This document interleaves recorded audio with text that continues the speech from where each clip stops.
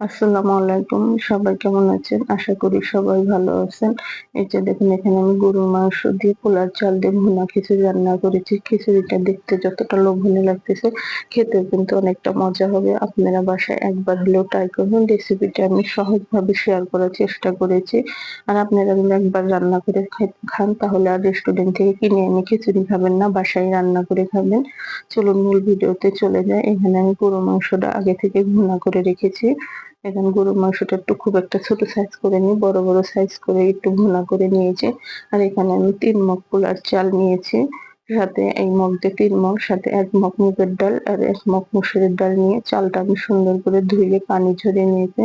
সাথে তেজপাতা, দারচিনি, এলাচ দিয়েছি। আর এখানে কাঁচামরিচ কেটে নিয়েছি আর পেঁয়াজ কেটে নিয়েছি। কাঁচামরিচ দিয়ে খিচুড়ি রান্না করলে আসলে খিচুড়ির স্বাদটা কিন্তু দ্বিগুণ বেড়ে যায়। এদিকে যেয়ে চুলায় আমি একটা পাতিল বসিয়ে দিলাম।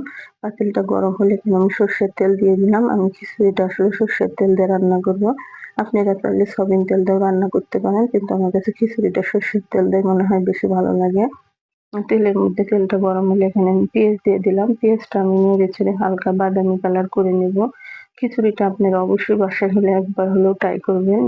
পেঁয়াজটা যখন হালকা বাদামি কালার হয়ে আসবে তখন এখানে আমি আদা রসুন বাটা দিয়ে দেবো। আমি চামচ দিয়ে আদা রসুন বাটা 2 চামচ দিলাম।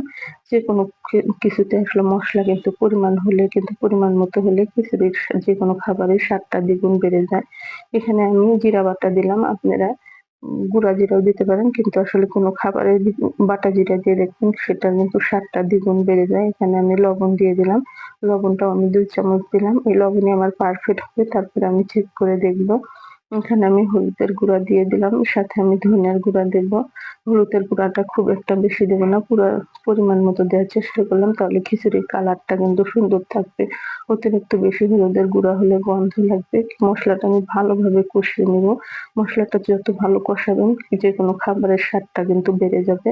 এই যে দেখুন এই পর্যায়ে চালটা আমি সুন্দর করে পানি ঝরিয়ে নিয়েছিলাম। এই চালটা এখন এখানে ঢেলে দিলাম। চালটা আমি ভালোভাবে ভাজবো। একদম চালটা যতক্ষণ ঝরঝরে না হবে সেই পর্যন্ত কিন্তু এই চাল ডালটা আমি সুন্দরভাবে এখানে ভেজে নেব। আর এখানে আমি পোলার চালটা দিয়ে রান্না করার চেষ্টা করেছি। আপনারা নারকেল চাল, ভাতের চাল দিয়ে রান্না করতে পারেন, কিন্তু পোলার চালটা দিয়ে এই ভুনা খিচুড়ির স্বাদটা কিন্তু দ্বিগুণ বেড়ে যায়।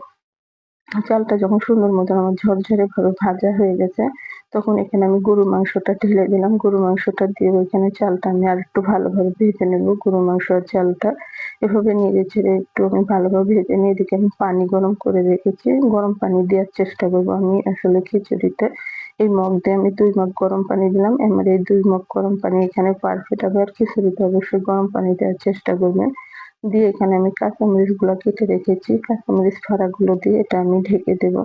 খিচুড়ির ঝালটা আপনাদের পছন্দ অনুযায়ী দেবেন। আমি খুব একটা কম ঝালও খাই না, খুব একটা বেশি ঝালও খাই না। আমি যে কাঁচামরিচ ফাড়াগুলো দিয়েছি এতে আমার ঝালটা একদম স্বাভাবিক হবে। এখানে আমি ঢাকনা দিয়ে ঢেকে দিলাম। একটু পরে আমি ঢাকনাটা খুলে এই যে পানিটা অনেকটা নিচের দিকে চলে গেছে। আমার চালটা কিন্তু ফুটে নাই। আমি এখানে খিচুড়িটা একটু উল্টে পাল্টিয়ে দিলাম। দিয়ে এখানে আমি কয়েকটা আস্ত কাঁচামরিচ দেব। আর এখানে আমি একটু ঘি দিয়ে দেব। ঘিটা অপশনাল, আপনারা দিতেও পারেন, নাও দিতে পারেন। কিন্তু আমার কাছে আসলে খিচুড়ি, পোলায় একটু ঘি দিলে খাবারটা ভালো লাগে।